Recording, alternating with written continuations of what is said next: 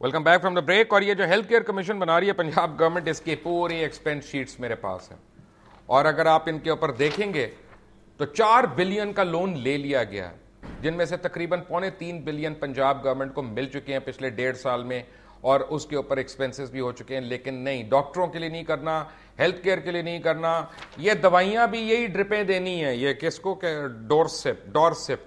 मैं गारंटी करता हूं कि ये अगर फवाद हसन फवाद को ड्रिप लगाई जाए किसी बीमारी के बाद तो और ही खबर मिलेगी हमें, ये डोरसिप ने जो करना है। और मैं Fawad Hasan Fawad, by the way, ये आपने परचेज की हैं, मैं इनको भिजवा रहा हूं एक इंटरनेशनल लैब में, यूके भिजवा रहा हूं इनकी पोटेंसी और इनकी एफिसी चेक करने के लिए।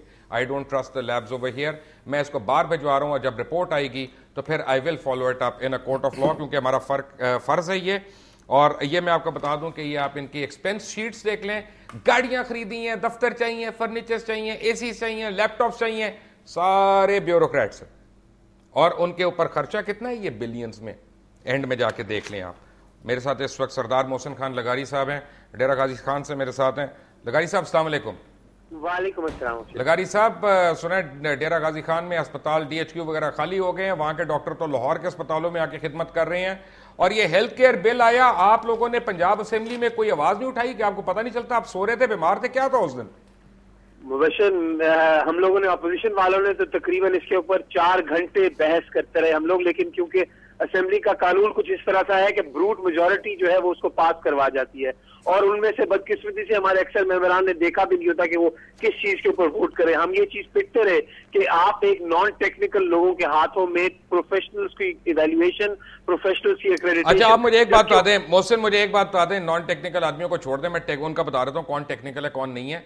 फवाद हसन फवाद जो सेक्रेटरी हेल्थ हैं, वो 4 सैलरीज ड्रॉ कर रहे हैं हुकूमत पंजाब से इस वक्त। आपके इल्म में है ये?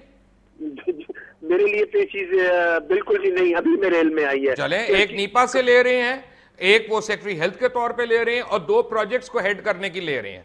यानी इसकी कोई गुंजाइश है हमारे पास? एक तरफ हम ऑस्टेरिटी ड्राइव्स कर रहे हैं, अवाम बगैर बिजली के रहेगी, अवाम बगैर पानी के रहेगी, अवाम कुर्बानी देगी, अवाम आटा लाइनों में खड़े होकर लेगी, अवाम को हम तंदूरों में झोंक देंगे। तो यहां पे हम डॉक्टरों को हमने एक आना नहीं बढ़ा के देना, क्योंकि वो पढ़ लिख गए हैं।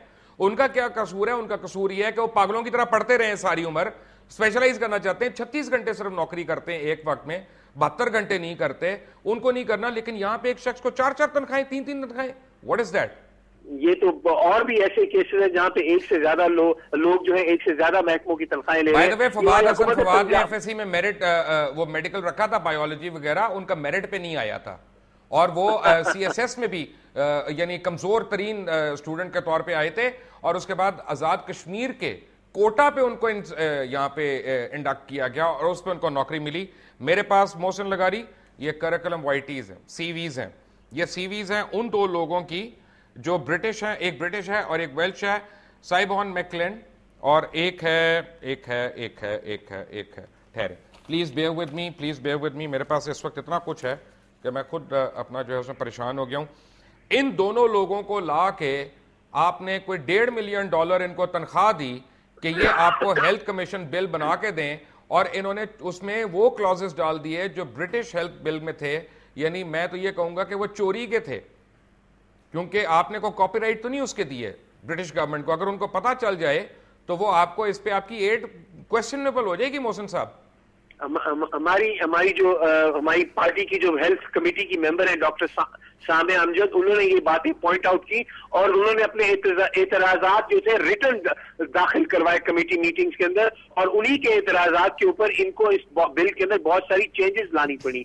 हम बताओ अपोजिशन, हमने तो अपना रोल अदा किया, जहां पे हम लड़ाई कर सकते थे हमने लड़ाई की, लेकिन असेंबली के फ्लोर के ऊपर मुबशर होता ही है कि अक्सरियत जिस चीज के लिए वोट करे वो हो जाती है, उसमें कोई लॉजिक या उसमें कोई मौसम। मुझे ये बताएं कि साउथ पंजाब का क्या कसूर है कि वहां से डॉक्टर्स उठा के DHQ से और BHU से यहां पे लाहौर में ले आए गए हैं। अगर डॉक्टर्स ही रखने तो यहां से लोगों को इंडक्ट कर लेते। वहां के लोग अगर आज से मरना शुरू हो जाएंगे, उसका जिम्मेदार कौन है? बदकिस्मती से साउथ पंजाब तो हम इग्नोर ही हो रहे हैं हर चीज के अंदर, चाहे फाइनेंशियल रिसोर्सेज हो, चाहे हमारा पानी हो, और अब हमारे डॉक्टर्स भी यहाँ से। डेरा गाजी खान में जो डिस्ट्रिक्ट हेडक्वार्टर हॉस्पिटल है उसका मैं आपको हाल बताऊं, वहां पे आपकी इतला के लिए अर्ज है कि निश्तर के आज तमाम डॉक्टर्स ने रिजाइन करने की धमकी दे दी है। और मुल्तान कार्डियक सेंटर के एमएस कल कर चुके हैं और उनके डॉक्टर्स ने आज कह दिया कि वो भी नहीं करेंगे अगर उनके एमएस ने रिजाइन किया। देखिए इनमें कोई वाईडीए का मेंबर नहीं है। इसका मतलब तो ये है मुबशर कि फिर जो है अब जो है हुकूमत जो है स्ट्रॉन्ग आर्म टैक्टिक्स इस्तेमाल करना चाह रही है। स्ट्रॉन्ग आर्म टैक्टिक्स मुझे बताएं, स्ट्रॉन्ग आर्म टैक्टिक्स हैं या ये जो दवाइयां मैं टीवी पे दिखा रहा हूं और ये मैं हेल्थ कमीशन बिल की जो बात कर रहा हूं इसके अंदर आने वाले 4 अरब रुपए हैं। मुझे ये समझा दें जरा, क्यों फवाद हसन फवाद इतना नाक का बाल है, क्यों वो टॉलरेट हो रहा है, क्यों उससे सवाल नहीं होते? खुद मेरे शो में उसने एडमिट किया था कि सलाब जदगान को जो दवाइयां दी गई वो बकौल उनके कि 1 करोड़ रुपए का वो ज्यादा उसमें ओवर इनवॉइस हो गई, जबकि हमारे हिसाब से कई करोड़ की थी, तो उस पे उस 1 करोड़ की भी नहीं पूछगिछ की गई। तो ये चीजें तो हमें असेंबली में उठा के लानी चाहिए और पब्लिक अकाउंट्स कमेटी को बगैर बिडिंग के आप दवाइयां खरीदते रहे हैं और बल्क में वंस ट्वाइस थ्राइस। ये मुझे जो एमएस जो है इन दवाइयों को इनके ऊपर इनके परचेज ऑर्डर्स को साइन करता रहता है, वो 54 सीनियर डॉक्टर्स को बाईपास करके एमएस बन सकता है। Javed Akram is a good example for that. मुझे यहां पे Mohsin, thank you very much for being with us. Doctor साहब आप तीनों यहां पे हैं, बड़ी देर से आप लोग वेट कर रहे हैं। वाईडीए का मौकफ तो मुझे पता है क्या होगा, आप पे मैं आता हूं, लेकिन आप इतने सीनियर हैं डॉक्टर हमाद साहब, इनकी पोटेंसी के बारे में मुझे क्या बता सकते हैं? अगर आपने किसी की ब्रेन सर्जरी की है जनरल अस्पताल में, ये उसके इन्फेक्शंस बचाएंगी? सर यही हमारा अलमिया है कि हम अक्सर हमारे पेशेंट जो है इस वक्त, जो हमने लास्ट ईयर भी ऑडिट अपना डिपार्टमेंट का खुद से होता है कि more than 50% of the cases post surgery, आपकी सारी चीज़ें, आप तो इंस्ट्रूमेंट हैं, आप उसको सर्जरी कर सकते हैं, वो इन्फेक्शन की नज़र हो जाते हैं। और इन्फेक्शन पे आके, और हमें ये इजाज़त नहीं है कि हम बाहर से कोई दवाई उनको लिख के दें। मजबूरन बाज़ हालात में हमें मरीज़ों को कहना पड़ता है कि आप अगर अपने मरीज़ को ठीक करना चाहते हैं तो ये दवाई बाहर से लें, और ये हमारे सामने होता है, और शायद हम इस गुनाह में थोड़े से हिस्सेदार भी हैं। और क्या ये सही नहीं है कि अगर आप लोग ये दवाइयाँ प्रेस्क्राइब नहीं करते तो आप लोग टर्मिनेट हो सकते हैं? बिल्कुल सही है, और ये थ्रेट होता है। और बाज़ औक़ात आपको डीएमएस बुला लेगा फौरन इस पे, अगर आपने कहा मरीज को कि बाहर से ले लो दवाई, ये असर नहीं करेगी? इसकी तो बिल्कुल भी इजाज़त नहीं कि आप बाहर से कोई दवा मंगा लेंगे। जब आपको पता है कि ये जो ड्रिप है, इससे जिसकी आपने न्यूरो सर्जरी की है उसको कोई फर्क नहीं पड़ना, एंड चांसेस आर कि उन वार्डों में जितना बुरा हाल है वो मर जाएगा, 8 दिन के अंदर मर जाएगा, तो फिर क्या होगा? सर फिर वही यही होगा जो अब हो रहा है, जो डिससेटिस्फैक्शन है। अगर डॉक्टर सड़क पे हैं और सारे पंजाब में एक कोने से दूसरे कोने तक हैं, उसके मल्टीपल फैक्टर्स हैं। डॉक्टर अहमद, आपको मैं एक बात बताऊं जी, मुझे लग रहा है वाईडीए इस्तेमाल हो गई है इस पूरी चीज में। मुझे लग रहा है वाईडीए को खुद नहीं एहसास कि उनको जान के सड़कों पे लाया गया ताकि डॉक्टर्स को एक बदनाम किया जाए और अपनी जितने धंधे हैं, ये हेल्थ कमीशन बिल और ये और वो और ये जो सारे एक्सपेंसेस हैं, ये ब्यूरोक्रेसी जो है और आपकी हुकूमत जस्टिफाई कर सके।